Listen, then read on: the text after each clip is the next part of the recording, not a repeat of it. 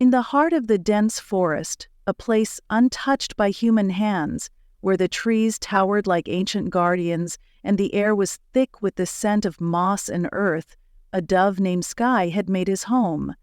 The sanctuary was a place of rare beauty, nestled between the twisting rocky hills and the dark expanse of the woods. It was a quiet, peaceful haven, far from the world, where animals roamed freely and time felt as if it stood still. Sky had once lived alongside humans in a small, bustling town, perched on the windowsill of a quiet house. He had been the companion to an elderly woman named Clara, who had loved him dearly, even in her final days. But as her health faded, Clara's voice had become a whisper, her touch more fragile, until one cold winter morning she had passed away. In the weeks that followed, the house had emptied, the family moved away, leaving behind only silence and dust. And Sky had stayed, his heart tethered to the house, to the memory of the woman who had fed him, who had whispered kindness into his ear. The house eventually decayed, the windows cracked and faded, but Sky remained, circling above the empty, crumbling structure every day, as if waiting for something, someone, to return. Now Sky found himself alone in the forest, surrounded by the vastness of nature. The sound of the wind rustling through the leaves was constant, the creaking of the trees like an ancient song. The animals who lived in the sanctuary were familiar with the dove's routine, and though they didn't speak, they observed his solitary existence from a distance, their instincts attuned to the quiet sorrow that seemed to linger in the air around him.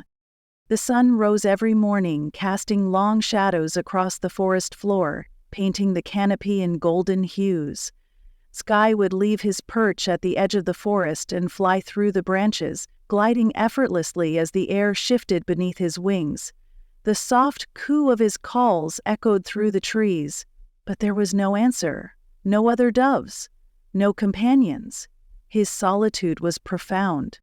For days, Sky wandered deeper into the heart of the forest, exploring places he had never ventured before. The trees grew denser, their trunks thick and gnarled, their branches twisting toward the sky like reaching hands. The air felt heavier here, filled with the scent of wet earth and decaying leaves. Strange noises echoed through the woods, cracks in the underbrush, distant rustling, the hoot of an owl. The atmosphere seemed thick with mystery, the shadows longer than they should be. On one particularly still morning, as the sun filtered through the mist that clung to the ground, Sky flew higher than he ever had before. He soared over the familiar paths and came to a clearing he had never seen. The ground was bare, save for a few scattered stones and an old, weathered tree stump in the center. The silence here was different, unnatural, as though the forest itself held its breath. Something was off. Sky landed cautiously on the stump, his wings fluttering slightly as he scanned his surroundings. The forest was eerily still, no animals stirring, no movement in the trees. A sense of unease settled into his chest, a weight he had never felt before. For the first time since Clara's passing, Sky felt something more than sorrow. He felt fear. A soft sound broke the silence. Faint, but distinct. A fluttering. Then another. The wind shifted, and from the shadows at the edge of the clearing, something moved. Swift and silent, like a shadow in the morning mist. Sky's feathers ruffled, his eyes wide. He cooed softly, a call that echoed through the clearing, but no answer came. The rustling grew louder, closer. Sky's instinct told him to fly, to escape, but he couldn't bring himself to leave. The feeling of being watched was too intense, and something about the place, about this moment, held him there. Suddenly, a figure emerged from the shadows. It was large, too large to be another bird, but it moved with a grace that defied its size. A deer, with dark gleaming eyes, stepped into the clearing, its body slender and sleek. Its antlers were crowned with moss, and its fur seemed to shimmer in the dim light. It didn't make a sound. and yet it exuded an overwhelming presence. The air seemed to shift around it, the forest holding its breath. Sky's heart raced. He had never encountered a creature like this before, so full of quiet power, so strangely calm. The deer moved toward the stump where Sky sat. With each step, the tension in the air grew thicker, as if the earth itself was holding its breath. Sky's instincts told him to take flight, but his wings remained still. The deer stopped just a few feet away from him, its eyes locked on his. In that moment, time seemed to stretch. Sky felt a deep, inexplicable pull, an ancient recognition that thrummed through him. The dove had seen countless animals pass through the forest in the years he had stayed, but none like this one. It was as though the creature was not just part of the forest, but the forest itself, a silent guardian, an eternal presence. And then, in a moment that seemed to last forever, the deer turned and began to walk away, disappearing into the mist without a trace. Sky remained perched on the stump, his heart pounding. He didn't move, didn't make a sound. His wings were frozen to his sides, and the fear that had gripped him slowly started to fade, replaced by something else. A realization. The deer had come for him. With a final glance at the empty clearing, Sky took to the sky. The forest seemed to open up before him, the shadows pulling back, the path clearing as if in answer to his flight. He flew higher and higher, his wings cutting through the air with purpose. For the first time in years, he didn't feel alone. He felt the weight of something ancient following him, something that had been waiting for him to understand. As Sky flew through the canopy, past the towering trees and the winding rivers, he realized the truth. He had never been abandoned. The forest had always been his home, and the creatures within it had always known his presence. The dove who had stayed had not been waiting for the past, but for the forest to reveal its secret, the presence of something far greater, far older than he could ever comprehend. And so Sky returned to the sanctuary, no longer searching for a lost companion but for his place among the wild creatures of the world. The dove who stayed had finally found his true home. Sky settled back into the heart of the forest, but everything had changed. The tension that had clung to him like a weight, the feeling of waiting for something that would never come, had been lifted. Now, when he took flight in the early mornings, the wind seemed to greet him. The trees whispered his name, and even the animals, those who had once observed him from the shadows, seemed to nod in quiet acknowledgement. As days passed, Sky began to notice subtle shifts in his surroundings. The clearing where the deer had appeared remained empty, but now there was a new kind of peace there. The earth seemed softer, the grass greener, the air fresher. It was as though the place had been marked by something ancient, something powerful, and Sky felt a strange sense of belonging. He would return to the stump now and then, not out of a need to wait for something, but simply because it felt like a place of understanding. One evening, as the sun dipped below the horizon and the sky turned the color of deep indigo, Sky heard the distant sound of movement through the forest. It was familiar but different. He had never heard it before in the way that he heard it now. The sound was rhythmic, soft, almost a hum, and it drew him out from his perch in the highest branches of an oak tree. He fluttered down, his wings catching the twilight air, and began to glide toward the clearing. There, amidst the shadows and fading light, he saw a sight that struck him deep in his chest. A figure. A lone creature, moving slowly but with purpose. It was the deer again, its antlers now adorned with new moss, its fur glistening under the dimming light as if the forest itself were woven into its being. It stood at the edge of the clearing, as though waiting for something, or perhaps for someone. Sky watched from the trees, his breath catching in his throat. It was as though the deer knew he was there, its gaze never leaving the empty space before it, as if the very air itself were charged with expectation. For a long moment, nothing moved. The forest was still, as though holding its breath, waiting for something to happen. And then, as though the earth itself had responded to a long-forgotten call, the ground beneath Sky's feet trembled. It was a subtle shift, a vibration that seemed to pulse through the forest floor. He had felt it before, when he had first arrived at the sanctuary, but he had never understood it. Now it was unmistakable, an invitation. The deer, too, seemed to sense it. It moved forward into the clearing, its steps deliberate and calm, and Sky felt an overwhelming urge to follow.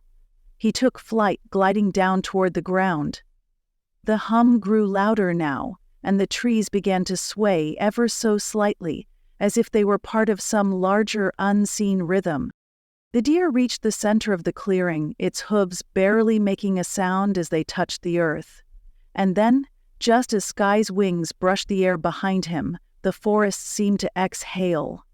A breeze, soft and cool, swept through the clearing, and the space between the trees seemed to deepen, the shadows stretching out as if they were part of the forest's breath. Sky landed softly on a branch nearby, watching the deer. The two creatures stood silently, the hum growing louder still. It was not the wind, not the rustling of the leaves.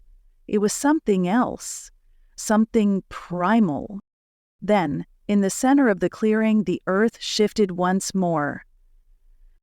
From beneath the ground, from the very roots of the trees, there came a pulse, a thrum, deep and steady. The sound filled the air, resonating through the clearing. The moss-covered deer lowered its head, as though bowing to the earth, and Sky could feel the ground beneath him vibrating, each pulse sending a shiver through his feathers. The air seemed to grow thick, charged with something ancient, something that Sky had only begun to understand. The deer turned slowly, as if beckoning Sky to come closer. With a flutter of his wings, Sky flew down to the center of the clearing, landing beside the deer, his heart pounding with a mix of awe and fear. The hum was now a steady thrum, filling the air with its weight. In that moment, the world around them seemed to pause. The trees stood perfectly still. The shadows clung to the edges of the clearing, and the air, thick with the pulse of the earth, held its breath. From beneath the surface of the ground, something began to rise. At first it was a ripple, a subtle movement in the earth, but then it became more pronounced. The ground cracked open, and from it emerged a figure as ancient as the forest itself, draped in moss and vines, its form as if sculpted from the very earth.